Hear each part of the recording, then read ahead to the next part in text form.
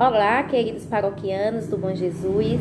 Me chamo Maria Selma, sou nutricionista clínica, estética e esportiva e hoje estou aqui para falar sobre herança familiar e alimentação em casa. Só que esse tipo de herança familiar não é com que estamos acostumados a ouvir, e sim sobre os hábitos alimentares que herdamos dos nossos antepassados.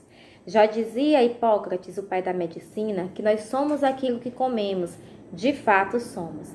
Porém, também somos aquilo que os nossos antepassados comeram. A nossa cultura alimentar brasileira, ela foi formada a partir da herança de 3 povos, que foram os índios, os portugueses e os africanos, permitindo assim que aqui no Nordeste tivéssemos uma culinária rica e variada. Só que essa base alimentar, ela vem se perdendo, não só aqui no Nordeste, mas nas demais regiões. E essas mudanças ela vem devido a reflexos, né, de transformações que vem acontecendo em todo o mundo, principalmente a partir da Revolução Industrial. E entre esses fenômenos mais recentes que impactaram a nossa dieta estão a urbanização e a globalização. O fato é que nossa alimentação hoje é bem diferente da alimentação que tinham os nossos pais, os nossos avós e bisavós. Hoje, os alimentos industrializados e os alimentos ultraprocessados cada dia mais invadem a nossa mesa. E isso é preocupante, porque assim também fazem com que nós esquecemos, venha a esquecer os alimentos regionais com tradição cultural. Além disso, ainda tem a questão do ritmo agitado que nós levamos. Ritmo esse imposto pelo mercado de trabalho. E aí, cada vez mais, nós temos menos tempo para nos dedicar à alimentação e ao próprio lazer, né? E assim vamos abrindo o espaço para os serviços de alimentação, como o fast food, o self-service, os deliveries. Ainda tem a questão dos alimentos pré-cozidos, os alimentos congelados que encontramos com facilidade nos supermercados para facilitar o nosso dia a dia.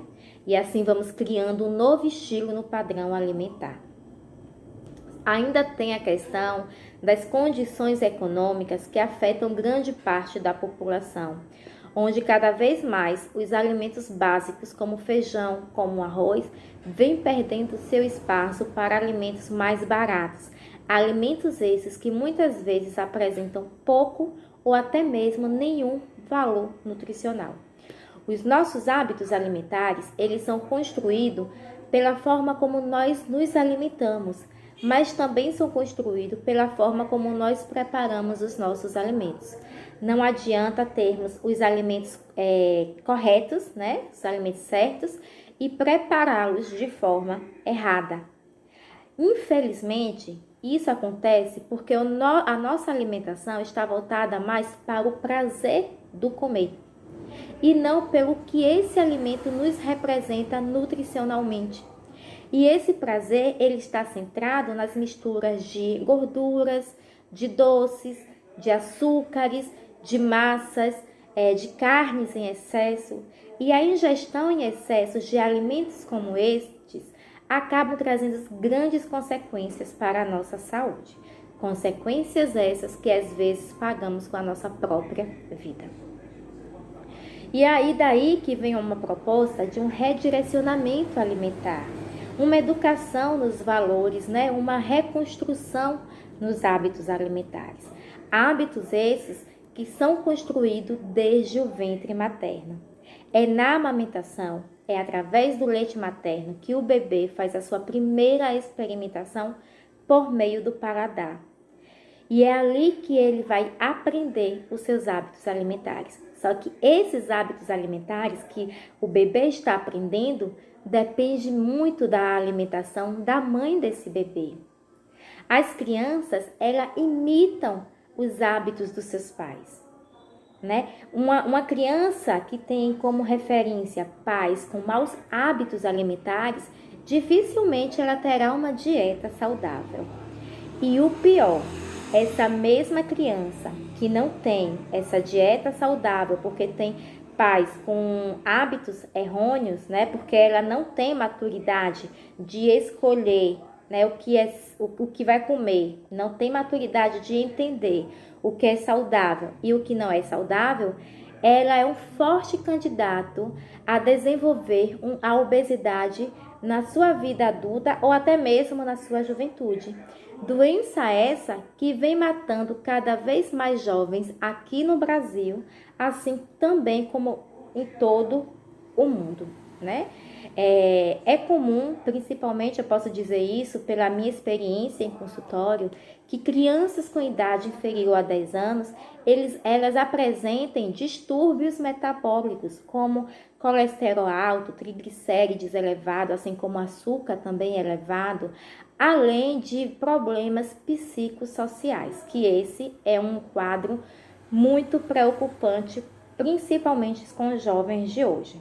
Então, se esses distúrbios metabólicos não forem corrigidos a tempo, provavelmente ela irá desenvolver para uma doença degenerativa, para uma doença crônica, como a aterosclerose, a hipertensão arterial, a diabetes, doenças coronárias, entre outras, né? Daí vem novamente o pai da medicina, Hipócrates, e nos diz que o teu alimento seja o teu remédio e que o teu remédio seja o teu alimento. E isso vem sendo confirmado a cada dia pelos cientistas aqui nas atualidades, né? Então não há dúvida que é na alimentação saudável que está o segredo para a prevenção, para o tratamento e até mesmo para a cura de diversas doenças. Só que não é fácil mudar os hábitos alimentares, né? Essa mudança, além de mexer com o comportamento alimentar, ela também mexe com o comportamento no estilo de vida do indivíduo. Então, o indivíduo que precisa ou que quer, né, fazer essas mudanças, ela precisa estar empenhado 100%. Ela precisa ter autonomia e precisa ser responsável pelo seu autocuidado. Então, essa mudança só vai depender do indivíduo, não vai depender do nutricionista, nem do médico, nem do dermato, nem do endócrino, não vai depender de ninguém. Somente do indivíduo que precisa fazer essas determinadas mudanças, né? Esses profissionais, eles apenas vão ser o alicerce para mostrar o caminho que esse indivíduo precisa tomar. Mas quem vai decidir se essa mudança vai acontecer ou não é o indivíduo, né? Depende somente da pessoa. Então, a boa alimentação, ela também não deve ser vista somente como o único pilar de uma vida saudável. A combinação dessa alimentação, junto com a prática de atividades física, é uma boa forma de obter uma saúde mais equilibrada. E pequenos passos, né, para iniciar essas mudanças, elas trazem grandes resultados. Passos pequenos como programar o que se vai comer durante a semana, preparar os alimentos nutritivos com antecedência, né? Assim a gente não vai ser pego de surpresa quando não tiver algo para comer e fazer qualquer coisa e de qualquer forma. Deixar de lado os alimentos industrializados. Aqui na nossa região, nós somos ricos ainda de grandes escolhas de alimentos regionais, que nós podemos estar colocando com mais frequência na nossa mesa, né? E quando se não é possível ter acesso a quase todos os alimentos, nós também temos a liberdade de conseguir plantar um pouquinho no quintal da nossa casa, ou então na varanda. Precisamos criar alternativas dentro das nossas possibilidades para fugir desses alimentos industrializados que cada vez mais estão sendo responsáveis por doenças que estão levando os jovens, né, os adultos, a situações como a própria morte, cada vez mais. Fazer no mínimo 4 a 6 refeições, ou seja, colocar alguns lanches pequenos entre as principais refeições, entre o café e o almoço, tomar um suco, né, comer uma fruta, entre o almoço e o jantar, fazer uma refeição, um lanchezinho mais reforçado, né? Uma salada de frutas, um sanduíche natural, temos várias alternativas. Colocar no prato muitas cores, quanto mais colorido o prato estiver, mais nutrientes, sendo que essas cores devem vir de alimentos nutritivos, tá, gente?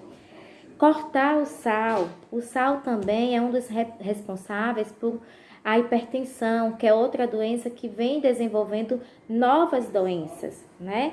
E vem matando muita gente também, principalmente doenças relacionadas ao coração. Utilizar o mínimo possível de óleo e, quando for necessário utilizar, optar por opções mais saudáveis, como o óleo de coco, o óleo de girassol. Utilizar o azeite de oliva extra virgem nas preparações de salada ou então no final das preparações do nosso dia a dia. Retirar frituras da nossa casa, da nossa mesa. Esse tipo de preparação, eles possuem características inflamatórias e que vai favorecer o acúmulo de gordura abdominal, onde vai prejudicar a absorção dos demais nutrientes que retiramos dos alimentos. Escolha as bebidas mais saudáveis, né? Vamos esquecer os refrigerantes, sucos em caixinhas, suco em pó. Vamos substituir pelos sucos das frutas ou até mesmo a polpa da fruta congelada, né? E não esquecer da água pura. A água pura, ela elimina todas as toxinas que estão no nosso organismo. Ela limpa o nosso organismo. Então, vamos pegar, para a gente entender quanto eu devo beber de água, vamos pegar o peso que eu tenho e multiplicar por 35. Eu tenho que ingerir 35 ml a cada quilo de peso. E assim eu saberei quanto de água pura eu posso estar ingerindo durante o dia. E assim, gente, para finalizar, eu vou deixar apenas uma pergunta para a gente poder refletir, né? Para a gente poder entender que tipo de alimento eu estou levando para casa. E essa reflexão, ela deve ser aprofundada principalmente para aquelas pessoas que têm filhos. Que tipo de herança eu quero deixar para o meu filho? Que tipo de herança eu quero deixar para o meu filho? Que tipo de alimentação eu quero que meu filho venha desenvolver futuramente? Então é isso, pessoal. Espero que tenha contribuído e até a próxima.